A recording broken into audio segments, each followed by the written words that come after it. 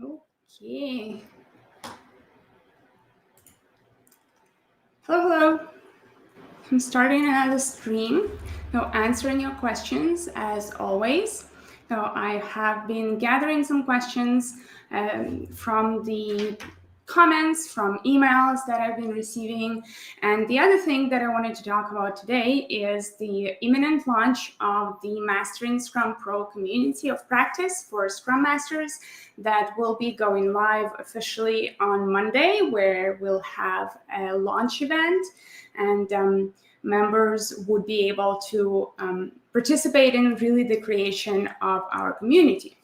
So that I'm going to be talking about a little bit later. But right now, I wanted to go over some of the questions that I received. I think last time I didn't get a chance to answer some of them. So today, I'll be looking into those.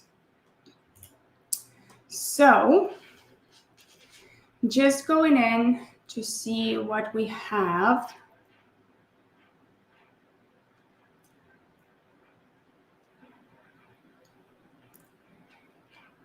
Okay. Here's an interesting one, and I think I've covered it a couple of times when I was talking about the role of the Scrum Master. So the question says, what are the key roles and responsibilities of a Scrum Master? So I have a video on my YouTube channel that talks about that, but just to cover this topic here as well. Well, the Scrum Master is there to really make sure that the organization and the teams are implementing Scrum the way it was designed in the Scrum Guide. Right? The Scrum Master is accountable for the effectiveness of the Scrum team and the implementation of Scrum in the organization. So as those are the key accountabilities of the Scrum Master, then obviously Scrum Master is there to fill those in. But the Scrum Guide isn't clear about what exactly do you do, right? So this is where it gets a little bit more complicated because there isn't one way to approach this, right? And every person will look at it from different angles. But the things that I think are always there that a Scrum Master would be working on are, first of all, is training, right? So helping everyone understand what Scrum is, what their role is, and how can they implement all of the elements of Scrum into their day-to-day life. So also helping everyone understand what are the purpose of the sprint events, for example, right? So that is kind of the training piece where it isn't clear, there isn't one way to really, I'd say, to really train others. So I think it will depend on the Scrum Master and how you prefer to go with training. I think that would include doing classroom training, for example, or running some initiatives such as lean coffees or lunch and learns in their organization to kind of create more of interest in the topic, as you do need to reach to many people overall. And there are other ways of how you can do that training piece. For example, if you're working with a team and then you go into a sprint review, right? So if it's a new team, if it's a new organization, what you can do is actually help everyone understand why they are there, right? So at the beginning, while you are not really leading the meeting itself, but you're there to help everyone understand, right? So saying, maybe giving some examples of what can be in the agenda, making sure that everyone understands what the purpose of the event is, what are we trying to accomplish, and why this event is important. So there are a few things that you can do on the training side. Then, obviously, as the other accountability of the Scrum Master would be effectiveness of the Scrum team. Now, obviously, you don't really have a way to directly influence people, right? But what you can do as a Scrum Master is through training, through other exercises, and just generally coaching the team, you can help them get better. So get better at what they do and become more effective. Right? So there are different ways of how you can do that. It can be just really working with the team to helping them start working better together, facilitating conflict, really helping them put some working agreements in place. So those are some of the things that you would be working on. Then I think another important part is for the Scrum Master not only working with the team itself, but with the whole organization. So as we said, it's implementing Scrum in the organization. So in this case, what the Scrum Master would do is trying to understand basically the whole situation in the organization, trying to find ways of how this can be improved. So it can be really analyzing everything that is happening, meeting with people in different departments, trying to understand kind of the overall view of what is happening in the organization, and see how can you implement agility, how can you implement Scrum in this organization. So that might include you needing to work with other teams, with other departments, with management, with leadership, right? So there are other things that Scrum Master would do. Those, I think, that's kind of where I would like to highlight. Those are the key things, right? Is if I look at the question once again, what are the key roles and responsibilities of a Scrum Master? In this case, those are some of them, but it isn't just kind of a list of roles and responsibilities that you would go for. It's more of understanding what your accountability is and finding ways to achieve your purpose as a Scrum Master. Okay. So consider this done. So for those of you who are watching the stream, feel free to add new questions into the chat, and I'll be able to reply as we go with the stream. Okay. Here's another interesting question. Is DevOps a contradiction to Scrum? This is a very good question, and I like that. I am not an expert in DevOps, but what I do know is DevOps, same as Scrum, same as Kanban, are just different ways of creating agile values and principles within an organization, right, within a team. So DevOps is not a contradiction to Scrum. It's just a different way of implementing agility, right? So, and the thing is that DevOps, same as, say, extreme programming, has some very, very good practices that can be implemented in Scrum, right? So if you have a Scrum team, there are some things that we would be able to implement without actually contradicting any of the Scrum rules. So for example, if we look at the DevOps overall is the continuous integration, continuous deployment. So this is something that can be helpful in Scrum overall, right? We can look into automation overall. There are also some cultural things that I think are created within the DevOps, because it's really a culture, right? It's when we're trying to create a culture of where developers who are working on the product also own the product, right? Instead of kind of passing it on to the operations team and forgetting about that. So those concepts align very well with Scrum. So in the Scrum, the Scrum team is accountable for delivering a done increment, and they stay accountable for the quality of this increment even once they have completed it within the sprint. It's still on them to maintain it. It's still on them to make it better, to improve it as they continue to work through other product backlog items, right? And other examples, not from DevOps specifically, but for example, from extreme programming, where in extreme programming, there are some good things that we can take in, well, such as the pair programming, for example. Right? This is something that can be very useful in Scrum. It doesn't contradict any of the rules. Same can be the stand-up piece. Well, it was initially created there in extreme programming, saying that let's stand up. That way our daily sync is not going to be run too long because we're standing, obviously.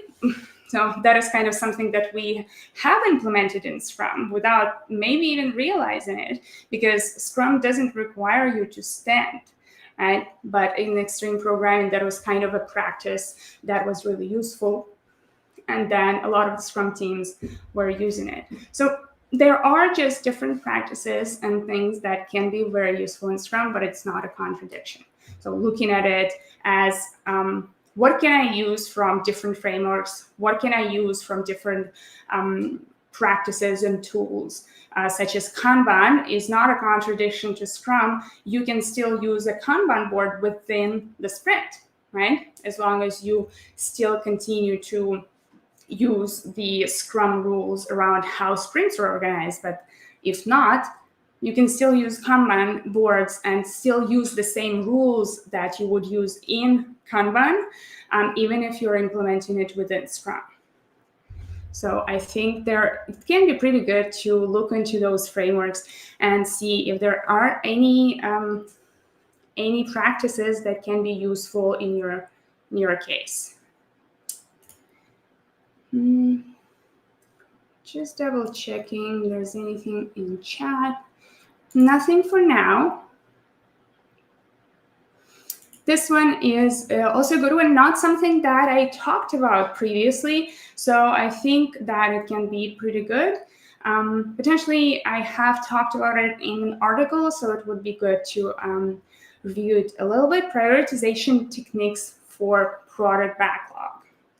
Okay, so the product owner is obviously the owner of the product backlog, right? And because they are accountable for maximizing the value, they need to be able to order the product backlog properly, right? And there are many ways of how it can be done. And technically, it's up to the product owner to decide how to do that.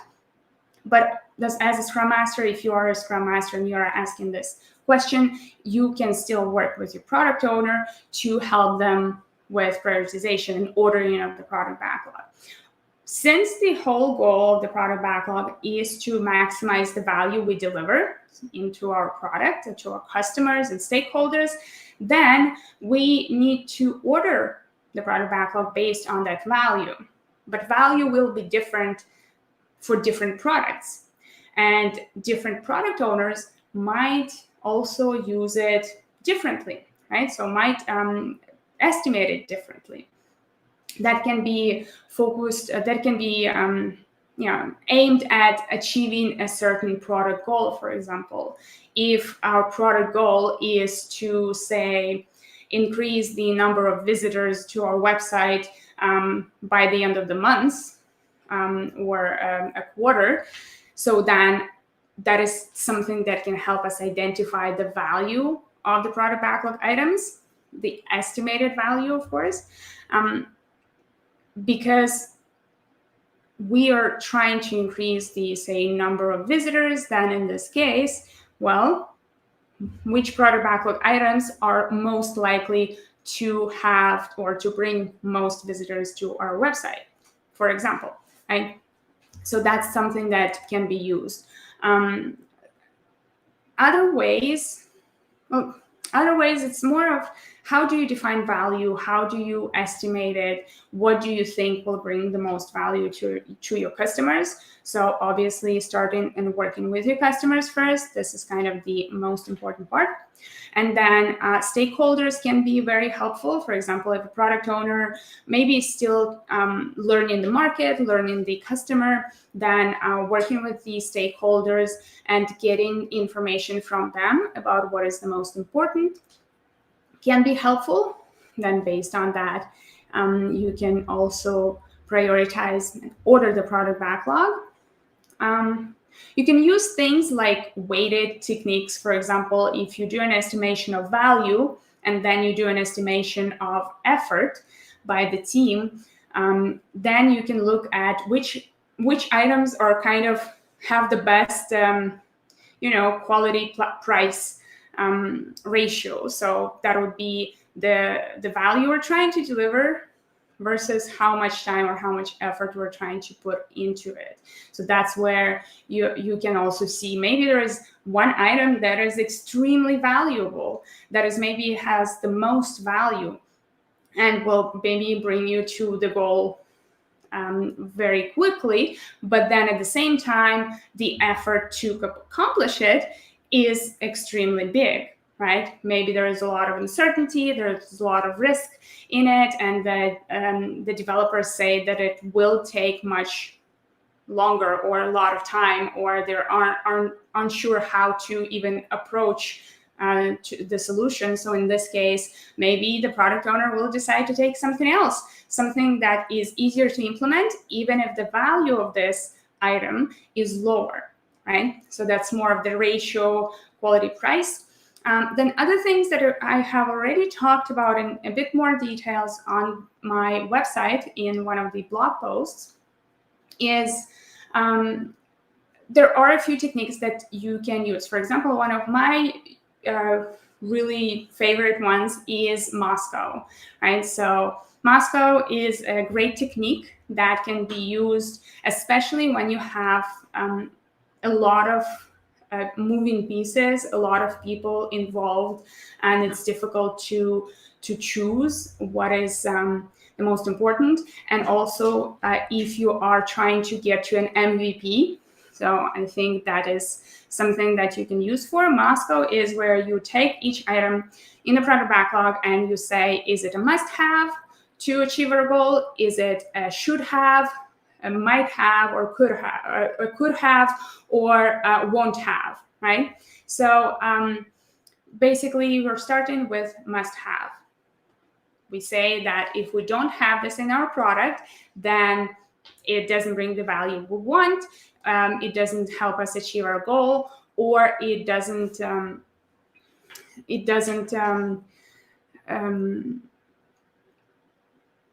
help us really, like, it doesn't get us closer to releasing it, right? So must have, we have to finish that no matter what for this product to be complete.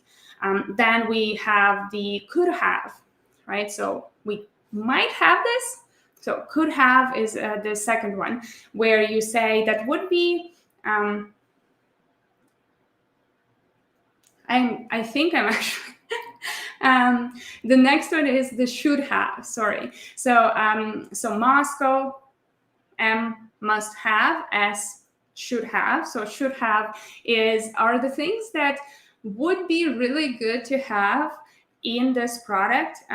Maybe they are just a little bit over that MVP that we're trying to achieve, but they are important if we have that extra time. Or, for example, so should have can be related to, say, user experience. So it's not a necessary feature, it's not a must-have, but we definitely should have it because that is something that will impact how customers are interacting with our product. Then obviously the should haves is kind of going lower in your product backlog. Then you have the could haves. This is kind of like a wish list, really. If you mark an item as a could have, it's going to go much lower in the product backlog, right? Kind of the lowest in the product backlog. And you say, well, it would be great to have it, or maybe this is my personal feature, or my personal idea that I would like to implement, but we don't have to have it for our product to achieve our goal. And it's not something that is kind of important overall, but it can be pretty good. So it's a wish list item. And then the last one is won't have, right? So won't have there is something that we should just remove from the product backlog, right? So this is a pretty easy technique that you can do with stakeholders, like with a bigger group, where you just kind of place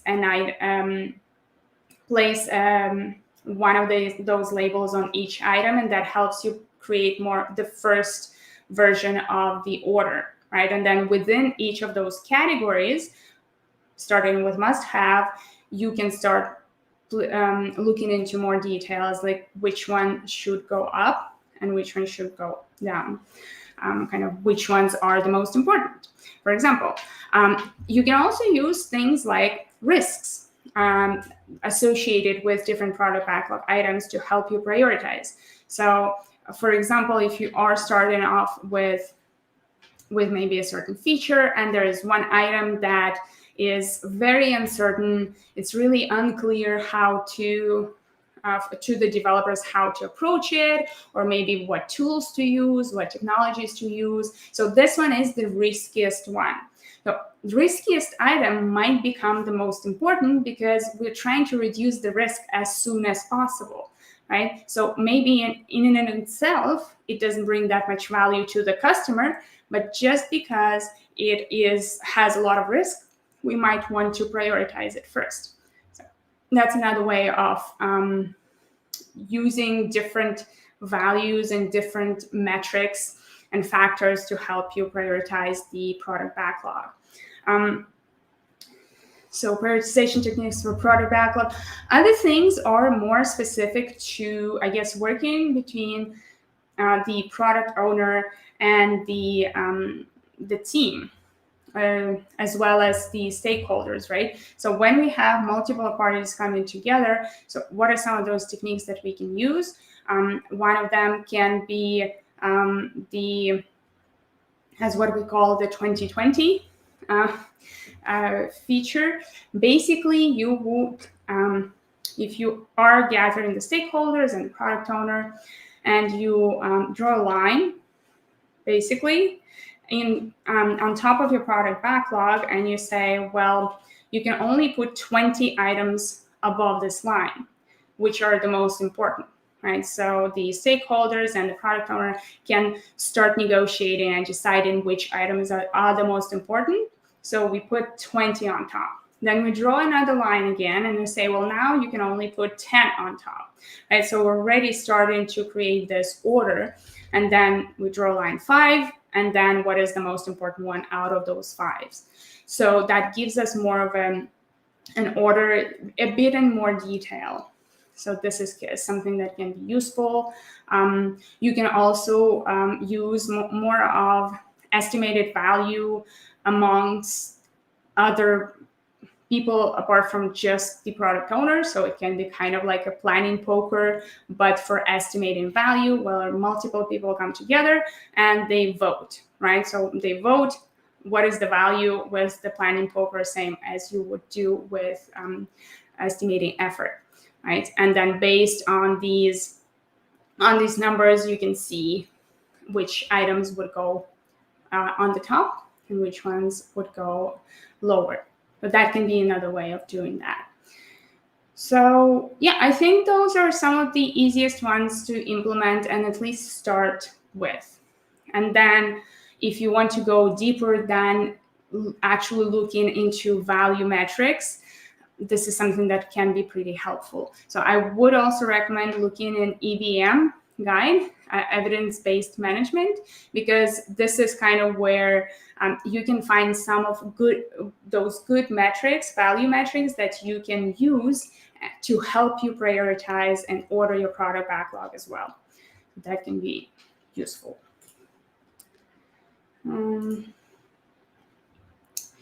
No questions in chat, so let me go to the other questions that I have already gathered.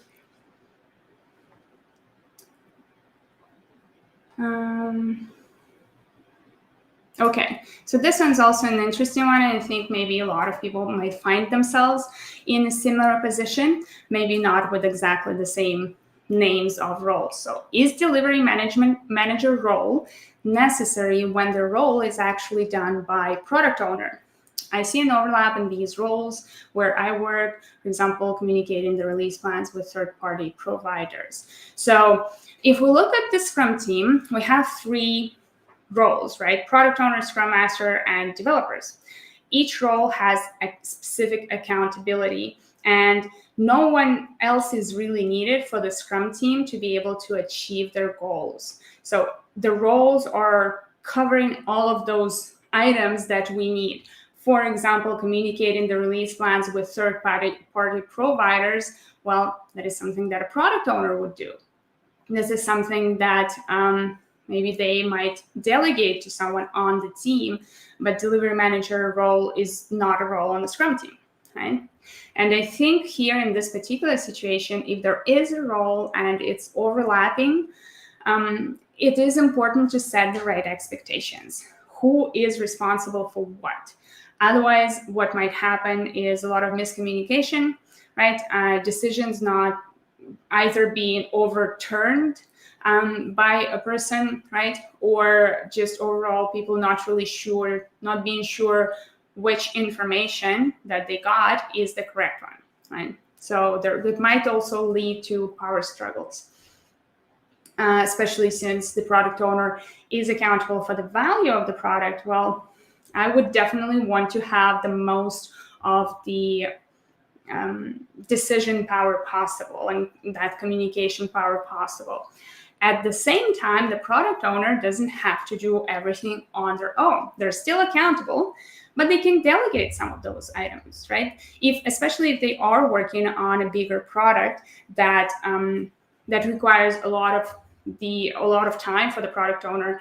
There might not be enough time actually in the day for the product owner to do everything. So they might want to delegate some of those tasks to someone else who they trust, who they have maybe mentored themselves.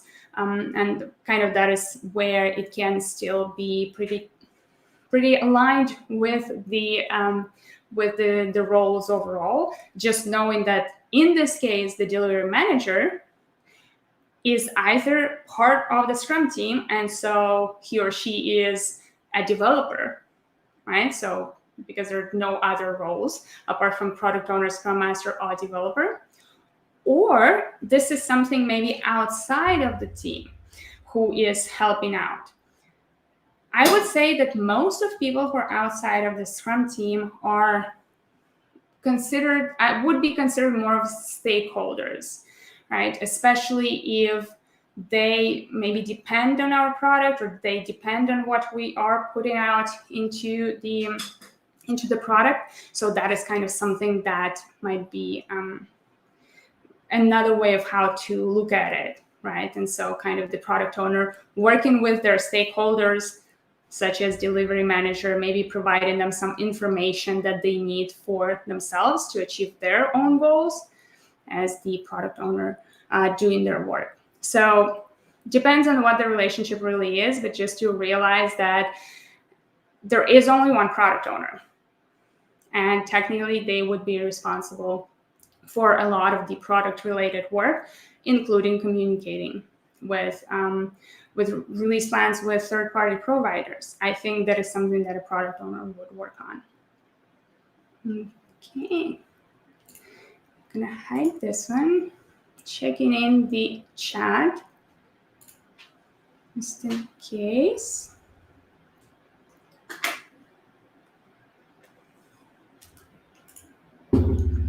So if there are any questions, feel free to put them in chat. I'll maybe take one more question that I already have in my list. Okay, this one's a good one. This one's very specific, but I think it can be something that happens in many different scenarios. So this one says, you clearly know a few developers are intentionally avoiding to pick the work in the sprint. How are you going to address it? So you're a Scrum Master. You are accountable for the effectiveness of the team, but you also want to let the team to self-organize. You want the team to figure out, how do we work together? How do you hold each other accountable? How do we resolve conflicts, right? All of these things. And in this case, and there's someone on the team who's maybe doesn't really do what we want them to do, depending on where your team stands and depending on the maturity of the team overall, there are different ways of how to approach it. So if your team is kind of more of a developed unit, so they've been working together for some time and they already set up some of those working agreements, then I would say this is something to let self-organize, to let the team actually deal with that. Because if you as a Scrum Master just jump in and call this out, it is your action, right? It is something that you bring up. It's not something that the team came up with themselves, right? It's not really self-managed problem resolution, because this is something that I would expect the team to be able to resolve, because it's within the team. If not, no one else on the team is seeing this as a problem, and they do not bring it up, and they do not even talk to you about that, then it's not a problem. And I think this is where it might be, you might feel like, well, I know that they're not doing it, I need to make them do the work, or otherwise it doesn't, what else am I doing? I'm not really helping my team to be more effective. It's the team itself needs to come together in this case, really, and make any decisions that are necessary in this case, right? If the other team members feel that it doesn't matter and they still can achieve their goals and they still can deliver a done increment by the end of every sprint, great, they can do that, right? If someone on the team comes to you and says, well, I've noticed that some people on the team are not doing what they should be, right? Now that is different. Now it means that the person, actually someone on the team, has noticed that and they think it's a problem, right? They came to you, talked to you about that. So what you need to do is help encourage them to bring this problem up. We have many different ways of, many different points of contact with other teams that can help us bring it up. Obviously, the sprint retrospective is a perfect place. But if no one bring it up, obviously, we can't talk about that. So in this case, if this is the situation you're in, where there's someone comes to you and says, well, I think this is a problem, we need to discuss it, you need to encourage them to bring it up during the retrospective, right? So taking that courage, that is really what the value of courage is all about, and openness, right? So bringing it up and actually talking about that as a team. You might also want to work more directly with some of those people if that is kind of starting to become a problem, like one-on-ones, which also requires a lot of courage and openness and might be a bit confrontational. But if we don't hold each other accountable, we're not going to be able to achieve our goals. So we need to take the first step. Another kind of level of where it can go, if it escalates to a point where, because these people are not doing what they should be, the team is unable to deliver by the end of the sprint. They're unable to deliver a done increment by the end of the sprint. That is something that we need to address, right? So there are situations when you can let it go and let the team figure it out. But if you see that it becomes an impediment to the team's progress, as the team is unable to actually deliver because of that, then you are there to step up and address this situation in a more proactive way, right? So say, I don't know, there's the only two people, for example, who know how to test the features are not doing the testing, and no one else on the team has the knowledge or skills to do that. And these people don't even want to share that knowledge or transfer the knowledge to others. Well, then we have a pretty big problem, right? And if this continues to escalate, and if this doesn't get better, well, there might be a question of whether these people really should be part of this team, right? Because if as a team you come together and you set some working agreements in place, and you set kind of the values of the team in place, then everybody needs to respect that, right? And if people don't align with those values and don't align with those agreements and absolutely do not want to follow those rules, well, that is how our team works. Do you want to be part of it? If yes, then you need to follow these rules and these agreements. If not, then maybe there is a better team for you, a team that has different types of agreements, different types of values, right? Because it doesn't work out in this particular situation. For that, you do need to have, obviously, the agreements discussion with your team. So if you've never done this, the agreements discussion, then this is something that you need to start with to make sure that you actually have a baseline, like this foundation for the team where everyone agrees on those things. Because if it's unclear, then it's much more difficult to hold others accountable. I always do a workshop, always with any team, even the team that has been running for a long time, just to review those working agreements. When there is a new person coming in, when there is a person leaving, you want to review the working agreements. And I usually follow kind of the same structure that always works for me, of how to bring those discussions, what kind of questions to ask, what kind of exercises to do. And that is something that I have workshop materials for. So the facilitation guides with all of my personal materials that I have at shop@scrummaster.com. So if you are looking for some clear materials, you have to facilitate a team working agreement session with templates, exercises, and facilitation notes, then you might want to check it out on the website.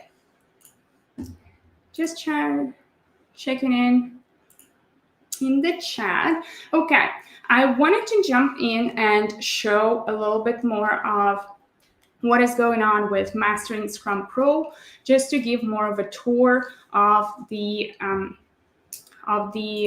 network. So let me share my screen. Okay.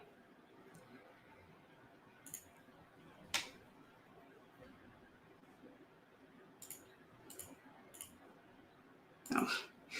So let me share my screen. I hope that this is the correct one that is showing. Yes. Okay, great. Double checking.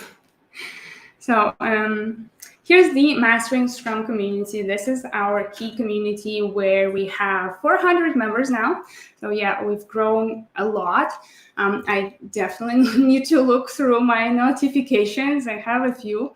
But basically, this is our Mastering Scrum community. And as you might know, if you're already part of it, that I wasn't very that active in the community because this is such a big group of people. Obviously, not everyone is maybe on board, not everyone is fully engaged in the community, right? So I wanted to create more of a focused group of people who want to come together and work together in order to build the skills, the necessary skills as Scrum Masters, to share experiences, really build a community around them, and be able to really participate in discussions. So ask questions, get some answers, work with others through some working sessions, right?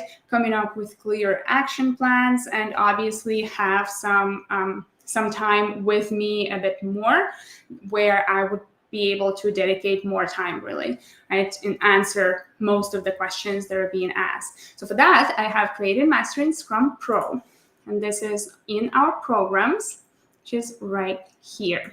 So Mastering Scrum Pro is all its separate thing.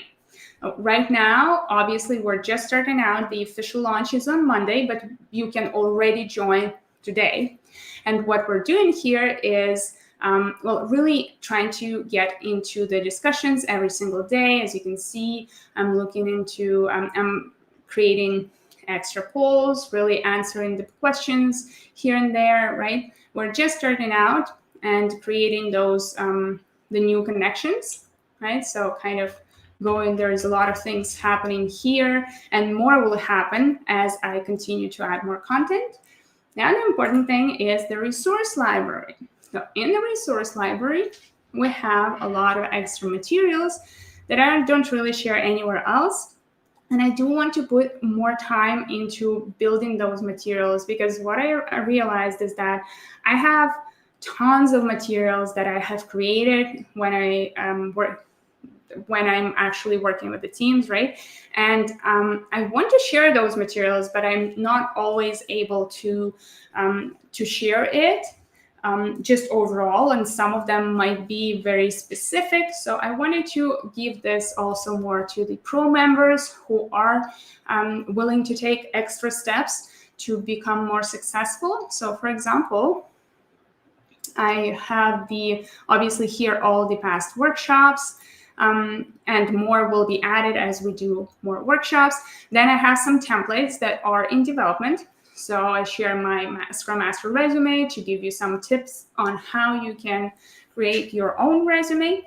I am working on the sprint event templates that I will be putting in. So basically helping you with facilitation, helping you facilitate the sprint events when you're starting out, or maybe give you some ideas of how you can become better. I have some assessment tools that I will be adding, and obviously more.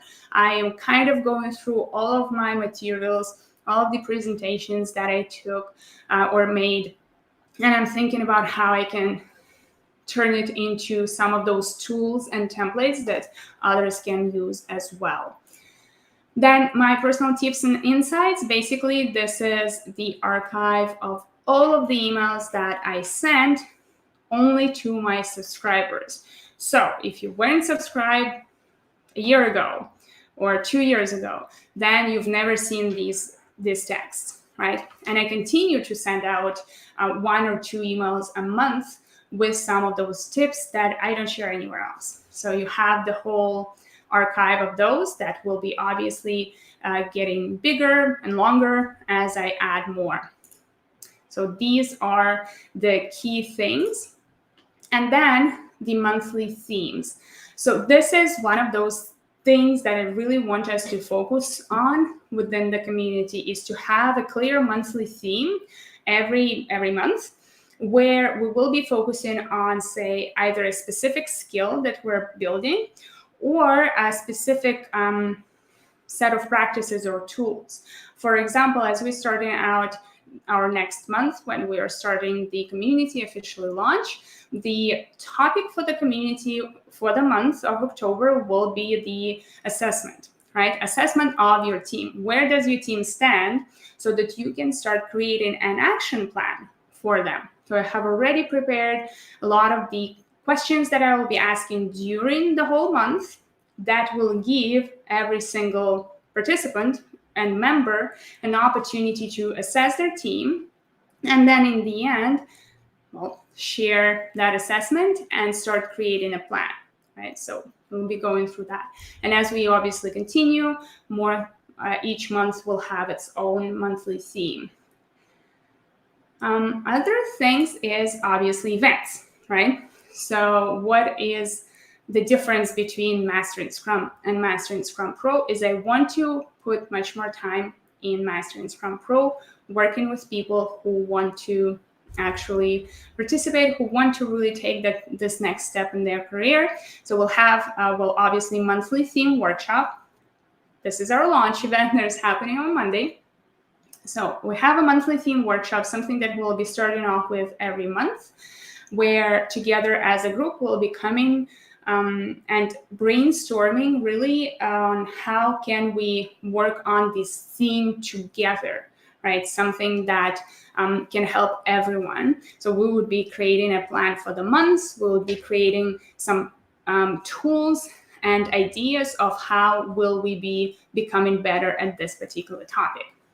So there is monthly theme workshop, and then we have the virtual link coffees and office hours. So basically, the link office and office hours will be happening every 2 weeks, interim, basically. Well, first link coffee, then office hours. So this is something that will be happening within the network, and it won't be just a stream, it will be Zoom calls, so that will allow me to have much more interaction with everyone. And then the other thing that I will be adding is the coaching calls podcast.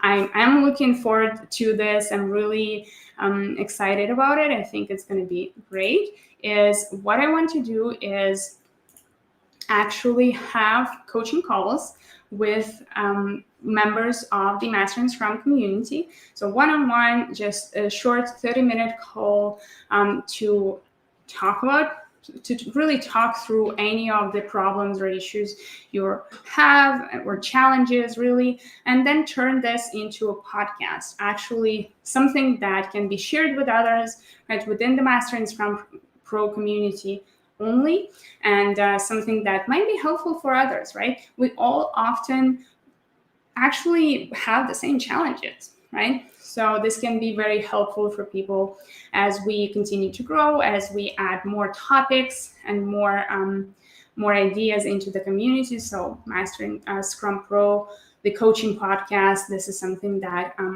I'm looking forward to create.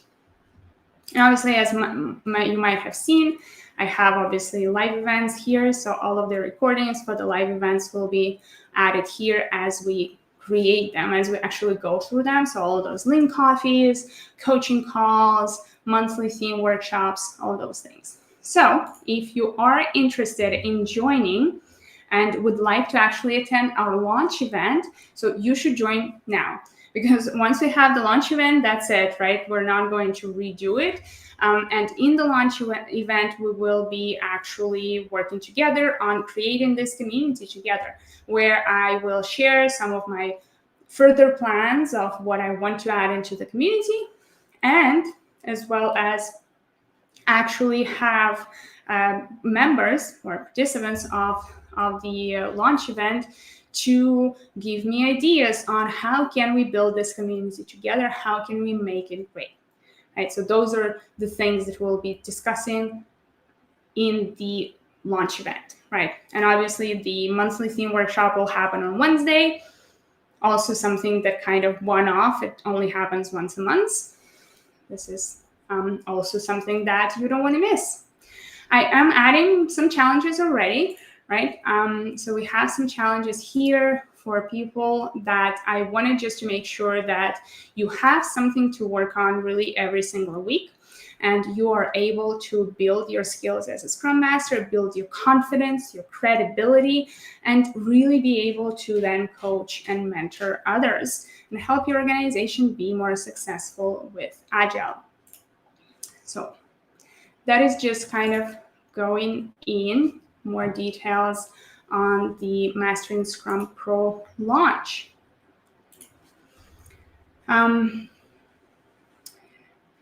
Yes, so by the way, if you want to join in, the link is Mastering Scrum. Let me open right here. So it is masteringscrum.mn.co. You can also find this through my website. Once you go to scrummaster.com, you have the membership tab, and it will bring you directly to the Mastering Scrum Pro, and you can join, right? yeah, so these are the key things that I wanted to cover. I don't think I have any questions in the chat. At least I don't have anything new here. And I don't have any other questions that I wanted to cover today. Some of them I have already covered in my previous streams, right? But if you have any additional questions, things that you would like to talk about, or maybe you have questions about the community of practice we're creating, feel free to contact me. You have my email right here. Feel free to just send me a quick message, and I'll be gladly jump on a call with you to talk more about what you're trying to accomplish and how I can help you. Yes, okay. So that is it for today. I think it's Friday. So happy Friday. It's almost the end of the day, at least here in Toronto. So kind of getting ready for the weekend. I hope everybody is having a great weekend tomorrow and Sunday. I hope it's great weather for everyone and you can enjoy some time with family and friends. I will be back for the overall answering your questions workshop stream next month, as always, at the end of the month. So make sure that you are subscribed to my my social media, LinkedIn, Facebook, Twitter, or Instagram, because I usually announce the day of this live stream that I will be going into the live stream at the end of the day. Usually happens like last week of every month, right? And obviously we'll have more specific Ask Me Anything within the community as we start. Oh, I see something in the chat. Oh, well, thank you for coming in. Thank you for being here, listening in, and I hope to see you around maybe in the next stream. So feel free to shoot me a comment, a message. I'm always happy to talk to subscribers. There you go. So have a great weekend.